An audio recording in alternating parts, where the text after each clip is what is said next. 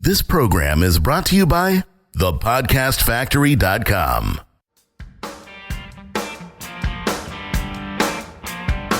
Hi, my name is Igor Kheifets, and this is the List Building Lifestyle, the only podcast which delivers cutting-edge conversion strategies from the online trenches straight to your earbuds. Download the transcript of today's episode and all future episodes at listbuildinglifestyleshow.com. I also invite you to grab a free copy of the Wealthy List Builder Survival Guide at listbuildinglifestyleshow.com/survival. And now, once again, it's time to claim your list building lifestyle. Welcome back to another edition of the List Building Lifestyle with your host, Igor Kheifets. It seems like most marketers I talk to, especially the people who have not made their first $1 million online, they seem to have this short-term memory when it comes to marketing, because whenever they're sitting down to create marketing material to convert their prospects into customers, they all seem to complain about one thing, and that is that people don't seem to be in a hurry to buy from them.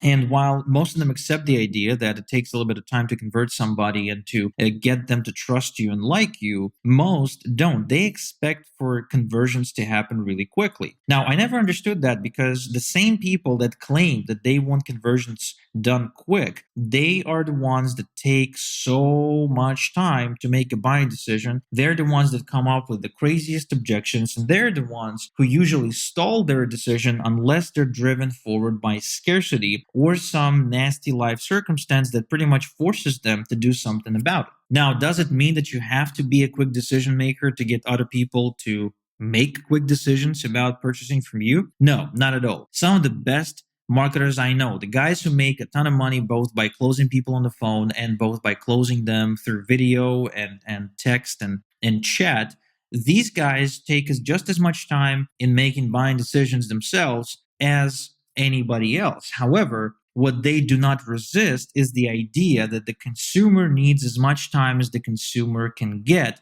to make a buying decision. Now, of course, this brings me to another really important point, which I would say about 99% of marketers miss altogether, and that is you can't really expect for the prospect to make a buying decision unless there's a strict deadline on that decision mentioned up front. When you are asking for a buying decision, you have to make sure the customer understands that they have a limited amount of time to make that decision. You almost want to pressure them into that decision. And before you tell me that, oh, wait a sec, Igor, now you're telling me to manipulate people and pressure them. I don't want to do that. That's not me. You see, the thing about human nature is that we procrastinate. And even the things we really, really want, we tend to let go because we're such incredible, procrastinators. In fact, we're so good at hitting the bullseye on our own target that oftentimes we get really good on the things that don't serve us at all, like not sticking to a diet, and of course not making key decisions in our lives. So another experiment that's been held in some university of something, I honestly don't remember that, but the point is, the actual experiment is that the participants were asked to write a letter to someone they didn't know, and once they mailed that letter, it was gone. And there was a task that they had to say just the right things in that letter to convince the other person to do something for them. Now, again, I don't remember the exact details of the experiment, which I'm sure is taken away from my description, but that's not the point. The point is that there were two groups. The first group was given a week to write that letter, and the second group was given an hour. And once the experiment was complete, the group that was given a week to write the letter were the last ones to submit it. So they always submitted it just literally seconds before the deadline because they kept on changing their mind up until then. And almost everybody who participated, with the exception of just less than 20% of participants, they questioned themselves. They didn't like what they wrote, and they just, they weren't pleased with their effort and the outcome of their effort. Now, on the other hand, the people that were given just an hour to write the letter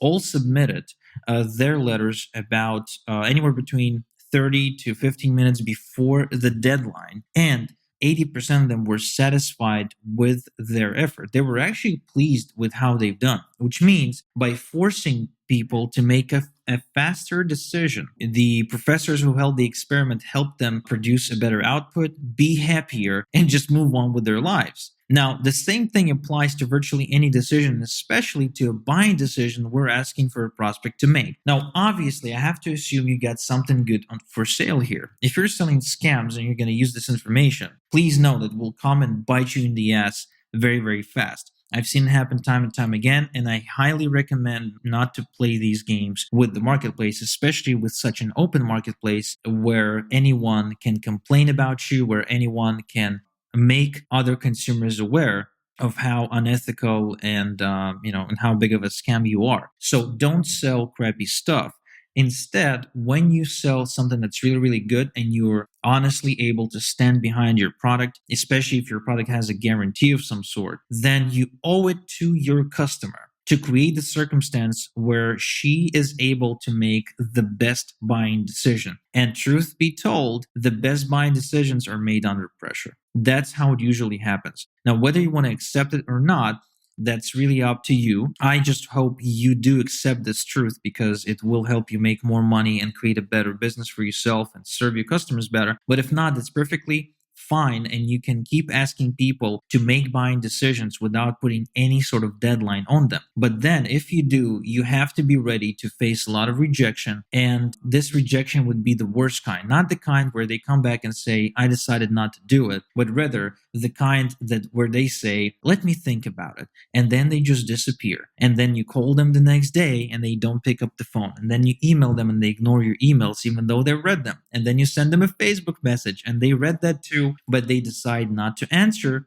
that message because they just can't make up their mind. Not because they're bad people, but because they haven't decided, and they don't want to tell you that they can't make up their mind. Which is why if there was a deadline, right? If you told them that they have 24 hours to decide and you gave a legitimate reason why, you would notice that a lot of them would probably come back and say, I decided not to move forward with this offer. But a lot of them would also come back and say, I decided to move forward. There would not be any undecided prospects. And if anything, that's exactly what you want to create in your business. You want to start conversations by the end of which you get a clear yes or no whether the prospect wants to buy from you. That's truly the best commerce and the best marketing, the best economy we can have, where people literally come in and make a buying decision saying, yes or no, because no is also a decision. And that's how I try to treat everything in my life. Unless it's 100% yes, I usually say no. And it makes things so much easier. It makes life easier. It makes,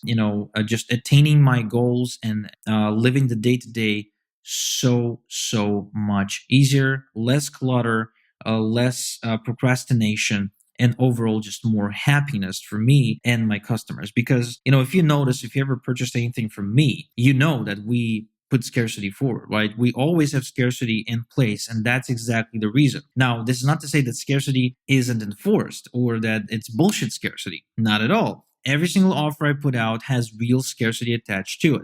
But the reason I would usually create scarcity is not because I can't necessarily get more product for my customers or serve more clients, although many times that's exactly what happens, especially with my VIP club, where I get to have one-on-one coaching calls with my clients, but also because that drives that decision. And I feel I am doing my customer a huge service by forcing my customer to make that yes or no decision when they're asked to buy something from us. Now, it's really important to say this, by the way. Notice that we're really comfortable with our customers saying no, and you should be too. Now, that's a whole other episode, in my opinion, whole other persuasion element, but you should always be inviting a no into the conversation. You should always be letting your prospect know that it's perfectly fine to deny your offer. It's perfectly fine to say, you know what, this sounds okay, but might not be the right fit for me at this time. It's perfectly fine to let your customer know that they are presented with a choice to make,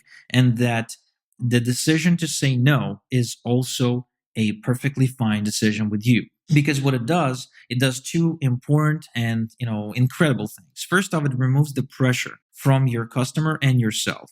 It makes the conversation go easier because the customer knows they got a way out if they don't want to proceed, so they don't feel pressured, moving forward, which is the worst thing you can do for your customer. It'll make him feel pressured to say yes, right? So pressure in and of itself is perfectly fine, but pressure to say yes is the thing you don't want to create for your customer. And two, by literally inviting a no. What you're showing your customer is that you're not needy. You're not needy for their money. And that may be even more important than everything else I've mentioned on this episode, where customers don't want to buy from needy companies and needy people. With that said, thank you again for tuning in for another edition of the List Building Lifestyle with your host, Igor Kheifets. And until next time we chat, have a good one.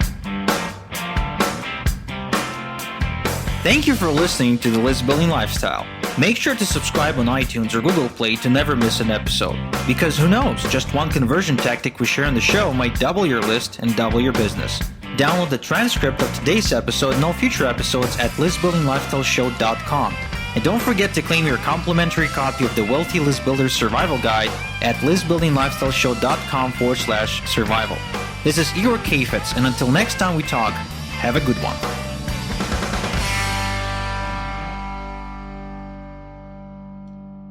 This is the podcastfactory.com.